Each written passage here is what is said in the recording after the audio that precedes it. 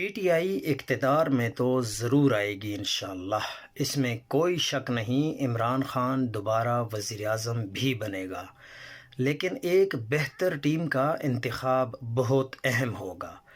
3.5 سالہ P T I اقتدار کی 90% کابینہ اور اعلیٰ حکومتی اور پارٹی عہدیدار پچھلے 3 سال میں ہوا ہو گئے۔ کچھ بک گئے، کچھ دبک گئے، کچھ ڈر گئے، کچھ خاموش ہو گئے اور کچھ بدل گئے۔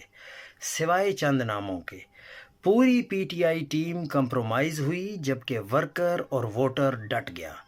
انقلاب اکثر آ جاتے ہیں، لیکن انقلاب کے بعد اصل چیلنج شروع ہو جاتا ہے۔ پاکستان کے لیے ایک لمبا اور کٹھن راستہ ہے، لیکن امید کی کرن عوام کا شعور ہے۔